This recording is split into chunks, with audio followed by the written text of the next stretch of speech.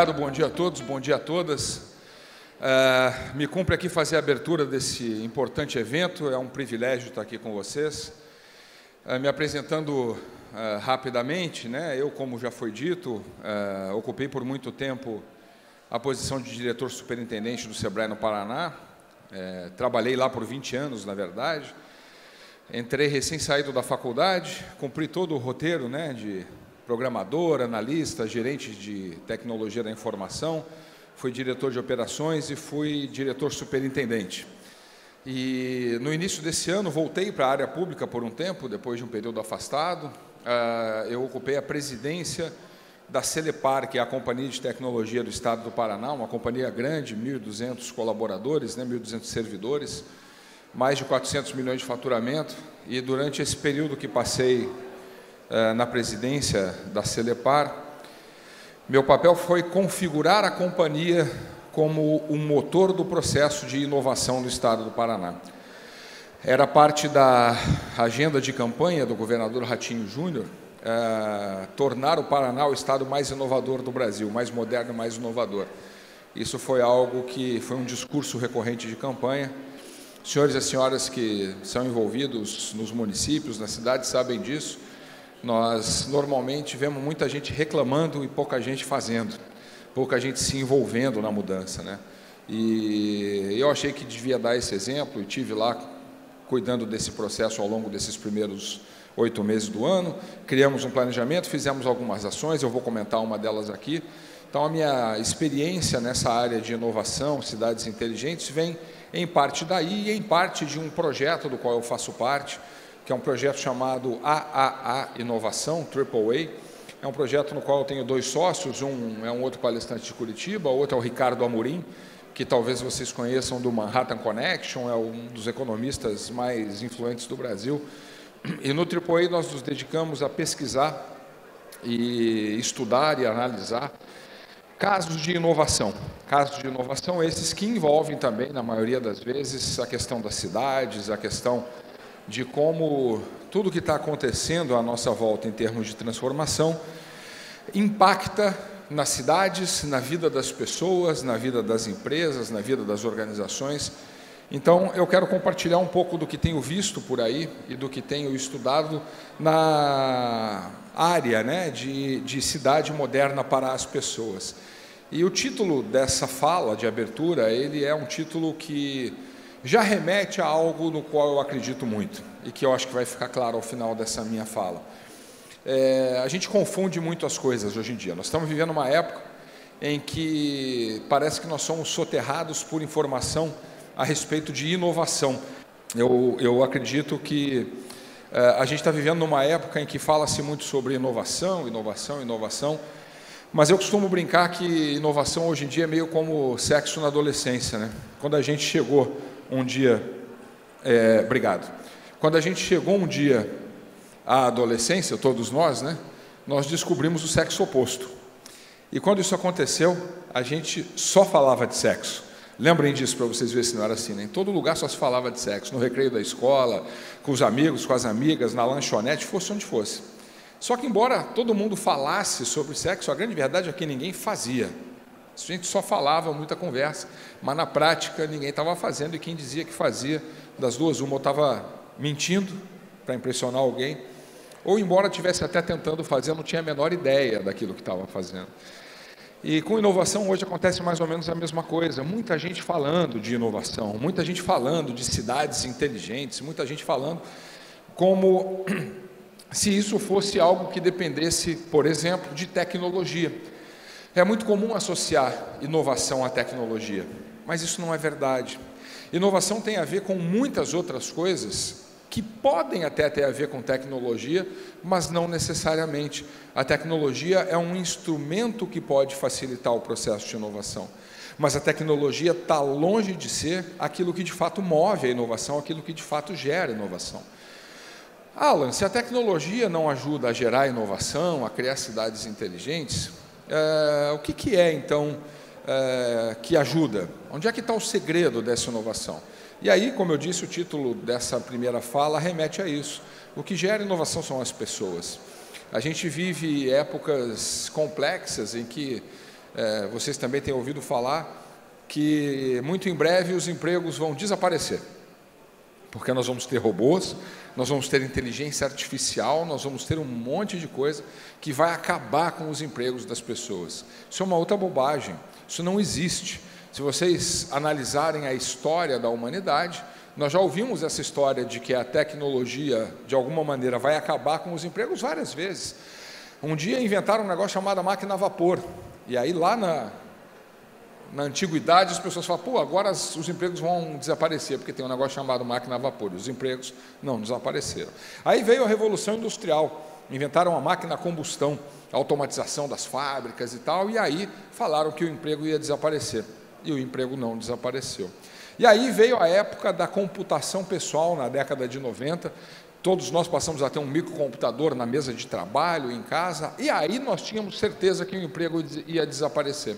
E mais uma vez o emprego não desapareceu. E agora a onda da vez, dessa conversa de inovação, é falar que a inteligência artificial e os robôs vão fazer os empregos desaparecerem. Não vai fazer os empregos desaparecerem, isso não é verdade. O que não quer dizer que a gente não tenha que entender o movimento que está acontecendo, porque ele não vai acabar com os empregos, mas ele vai exigir a requalificação das pessoas. E por quê? Porque, na verdade, nós estamos, talvez como nunca antes na história da humanidade, diante da possibilidade de sermos mais humanos do que nunca. Afinal de contas, o ser humano, com toda a capacidade que tem, não foi criado para apertar botão e para fazer tarefa repetitiva, que é o tipo de emprego com o qual as máquinas e os robôs vão acabar. Agora, quando a gente pensa em características intrinsecamente humanas, como sensibilidade, discernimento, essas coisas não há máquina capaz de fazer isso. Então a gente também tem que ter cuidado com isso. É por isso que eu quero começar essa nossa conversa fazendo o que eu chamo de separar o joio do trigo, né? A gente, quando fala de cidades inteligentes, tende a achar que cidade inteligente é uma coisa meio da época dos Jetsons. Quem se lembra dos Jetsons? Quem sabe do que eu estou falando quando eu falo de Jetsons? Tem que tomar cuidado porque isso entrega a idade, né? Porque esse desenho é meio antigo. Mas os Jetsons tinham lá uma história em que a gente achava que as cidades do futuro seriam todas elas como está nesse desenho, né? A gente sobrevoaria as cidades, a gente andaria em carros espaciais, e de alguma maneira isso não está tão longe assim da realidade. Se a gente se lembrar dos Jetsons, eu acho que eu tenho aqui uma outra foto deles, está aqui, essa que vocês veem na tela, que é a Rose, era a assistente pessoal dos Jetsons, né? Ela era empregada dos Jetsons, ela andava para cima e para baixo, ajudando a arrumar a casa, ajudando a fazer uma série de tarefas, e nós achávamos que no futuro teríamos isso em casa. Esse futuro chegou. A gente não tem necessariamente um robô como a Rose, mas a gente tem um robô que tem o formato de uma caixa de som em casa, que é a Alexa, por exemplo. Quem já ouviu falar em Alexa, para eu ter uma ideia? Alguns de vocês já. A Alexa é um robô de software que está instalado dentro de uma caixa de som, que custa a partir de $30 nos Estados Unidos, aqui custa a partir aí de 200, 300 reais, aqui no Brasil, já tem no Brasil falando português, e você compra, instala em casa e ela é o seu assistente pessoal. Ela faz tudo que a Rose, quase tudo que a Rose podia fazer pelos Jetsons. A gente via nos Jetsons os carros voando, né? E aí a gente acha que isso está muito longe de acontecer, mas não está. O Uber já tem um projeto de drones não tripulados, são drones autônomos, que vão voar em estações de embarque e desembarque nas grandes cidades, ao preço do Uber que a gente usa hoje nas grandes cidades. Isso vai ser muito barato, e os primeiros testes já estão sendo feitos, e comenta-se que muito provavelmente a partir de 2022, ou seja, daqui a 3 ou 4 anos, isso já vai ser realidade nas empresas. E a gente às vezes não sabe de algumas informações interessantes. O principal parceiro do Uber nesse projeto chama-se Embraer, é uma empresa brasileira.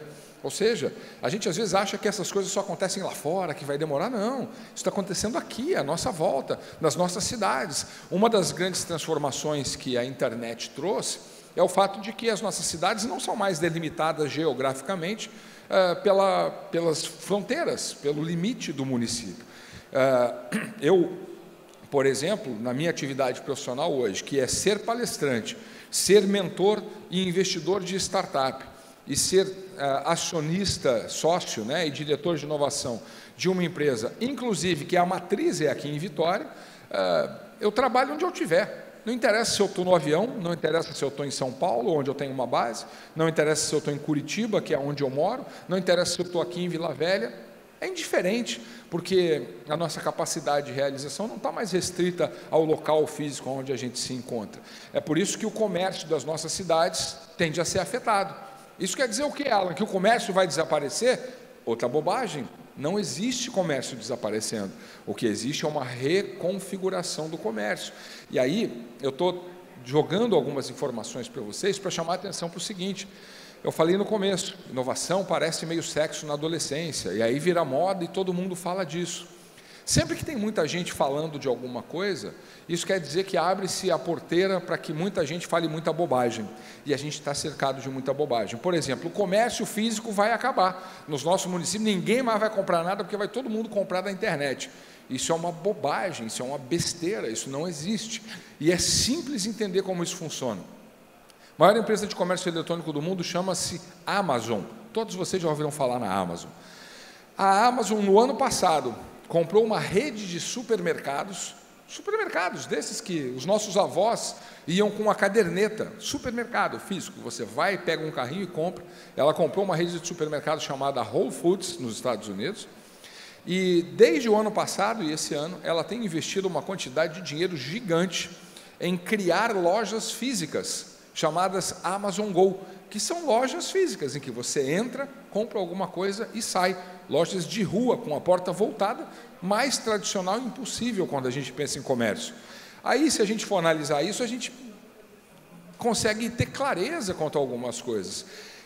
Se é verdade que o comércio tradicional vai desaparecer nas nossas cidades, por que é que a maior empresa de comércio eletrônico do mundo está fazendo o movimento inverso? Está criando lojas. É porque o comércio não vai desaparecer. Mais uma vez, ele só vai se reconfigurar. E aí, voltando para cá, a gente achava que as cidades seriam mais ou menos desse jeito. Aí a gente tinha aquelas visões mais pessimistas, né, dos filmes de ficção científica. Essa é uma foto de um filme chamado Blade Runner, que talvez muitos de vocês tenham visto. Achava-se que as cidades do futuro seriam cidades meio caóticas, cidades meio depressivas, em que talvez o sol nem aparecesse mais.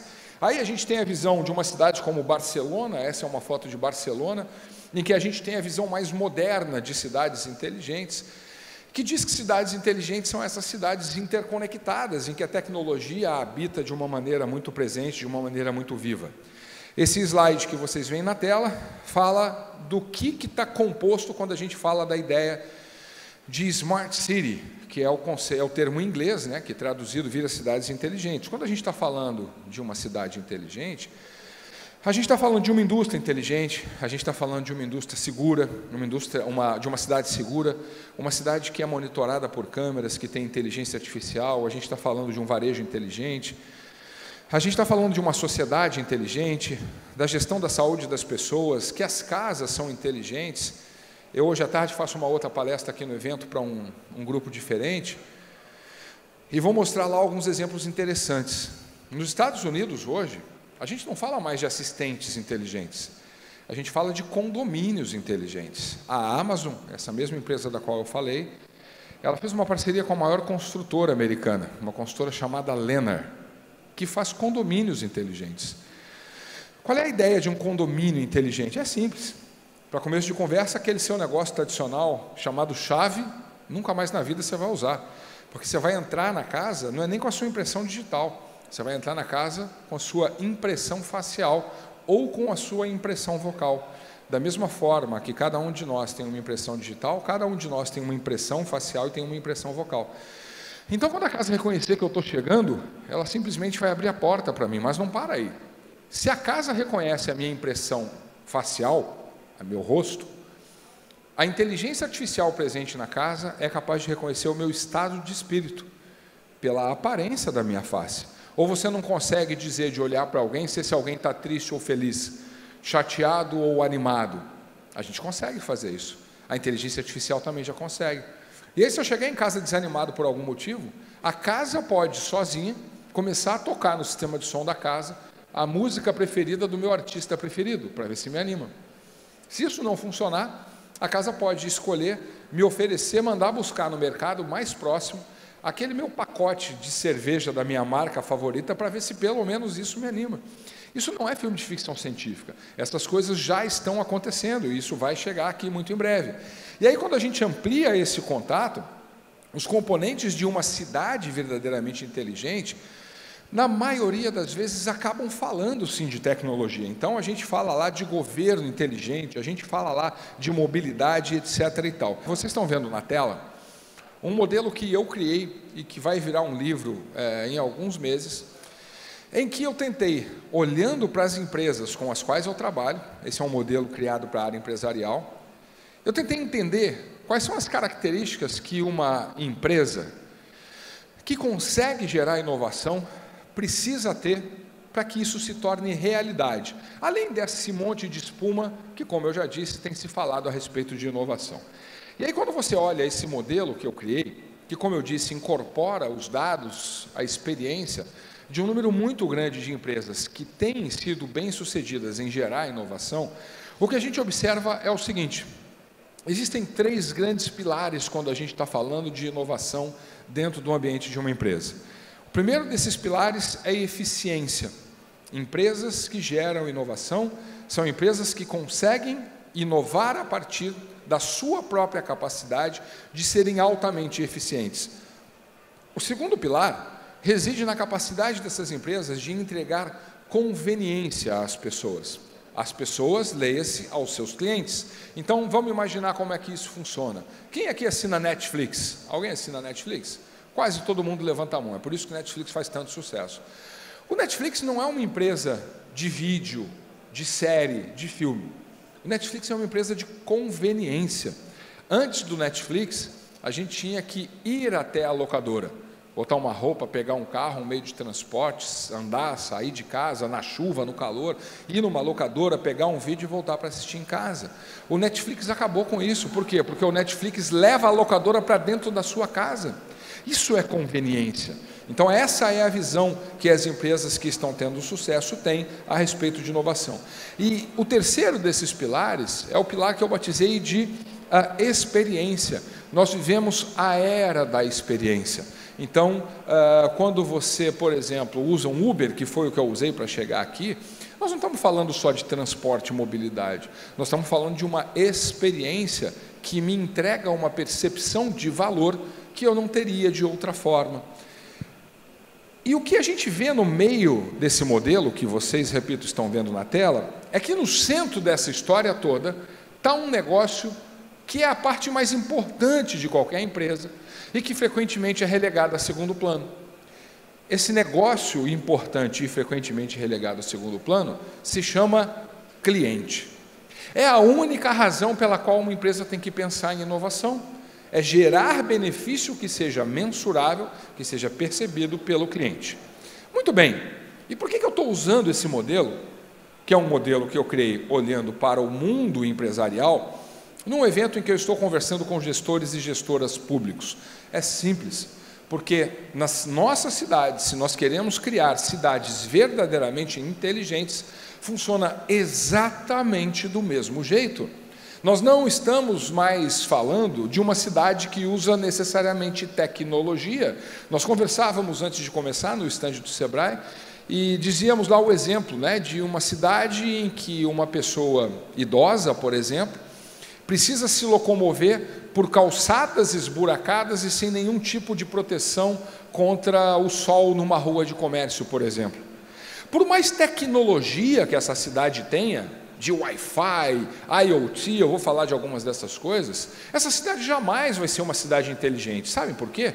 Porque não é a tecnologia, são as pessoas. E quando a gente olha para esse modelo, a única coisa que a gente tem que enxergar é o seguinte: a gente só deve falar em cidade inteligente por uma razão. Tira o cliente daqui e coloca no lugar um negócio chamado cidadão e cidadã. A cidade inteligente é a cidade que é orientada às pessoas que lá vivem.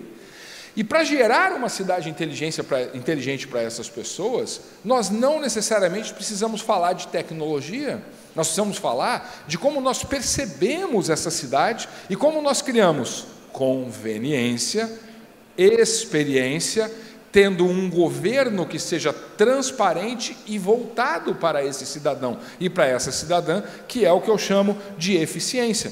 Aqui nessa foto vocês estão vendo, eu vou dar 2 exemplos de como isso funciona. Esse é um evento que aconteceu quando eu ainda era presidente da Celepar, em que o governador lá do estado do Paraná lançou o Programa de Inteligência Artificial para Serviços Públicos, que nós batizamos de PIA. Quem sabe o que é PIA no Sul? Alguém que tem familiaridade com o termo? PIA no Sul é o menino, né? Então, chama esse PIA, vamos PIA, vamos tomar uma cerveja ali, PIA, vamos almoçar, PIA. PIA no Paraná agora é Paraná Inteligência Artificial. Nós, de certa forma, nos inspiramos na BIA do Bradesco, que é Bradesco Inteligência Artificial, para criar o Paraná Inteligência Artificial. Dá uma olhada em como isso funciona. É um videozinho de 30 segundos para vocês entenderem. Chegou o PIA. Esse PIA? Não, esse PIA. Será que ele consegue me ajudar? Claro, o PIA nasceu para isso. Ele é prestativo e agilizado. E se eu precisar pagar uma conta? Fala com o PIA. E para emitir um documento? Pede pro PIA. Que mais que ele faz? E são vários serviços disponíveis. E pode ser pelo computador, celular ou tablet. Ei, PIA bom! E ele é daqui. O PIA é a inteligência artificial do governo do Paraná, o primeiro estado do Brasil a facilitar a vida dos cidadãos, reunindo 298 serviços no mesmo lugar. É fácil, é seguro, é pra já. Esse é o meu PIA. O vídeo fala em 200 e poucos serviços, hoje já são mais de 380 serviços dentro de um único aplicativo. Mas a grande sacada não é o aplicativo, a grande sacada é por que a gente fez esse aplicativo, porque ele facilita a vida das pessoas. Quando eu tiro uma mãe da fila do posto de saúde e proporciono a ela a possibilidade de arrumar um médico, um leito, seja lá o que for, pelo aplicativo, eu estou devolvendo a ela um tempo de qualidade para que ela possa desfrutar com a sua família. Quando eu tiro um pai da fila da escola, que às vezes tem que acordar de madrugada para garantir vaga para o filho na escola, e coloco isso num aplicativo, eu estou melhorando a vida dessas pessoas. Quando eu tiro o cidadão e a cidadã da fila do Detran para renovar a carteira de habilitação e coloco essas pessoas capazes de fazer isso usando o celular, eu estou melhorando a vida dessas pessoas. Percebem? A gente não está falando da tecnologia pela tecnologia. A grande inovação não é a inteligência artificial embutida no aplicativo. A grande inovação é a possibilidade que isso me dá de melhorar a vida das pessoas e fazer com que essas pessoas tenham, voltando lá no nosso exemplo, mais conveniência e uma experiência melhor vivendo nas nossas cidades. E aqui um outro exemplo, lógico que é um exemplo que eu também conheço de perto. Curitiba, pela segunda vez, foi uma das finalistas em um concurso, no concurso mais importante de cidades inteligentes do mundo, como uma das 5 cidades mais inteligentes do mundo. E aí vocês vão me perguntar, puxa, que legal, Alan, então quer dizer que Curitiba tem Wi-Fi em tudo que é lugar? Não. Caramba, mas então isso quer dizer que os ônibus que o Lerner criou lá na década de 80, década de 90, hoje, são todos interligados com tecnologia de internet das coisas, etc, etc? Não. Mas espera aí. Então, como é que Curitiba é uma das 5 cidades mais inteligentes do mundo, se ela não tem essas tecnologias? É porque não é sobre tecnologia, é sobre criar melhores condições para as pessoas. Curitiba criou um projeto denominado Vale do Pinhão, porque o pinhão é o fruto lá do Paraná, e aí também é moda chamar os troços de vale por causa do Vale do Silício na Califórnia. Então criaram lá o Vale do Pinhão. E o que o Vale do Pinhão fez?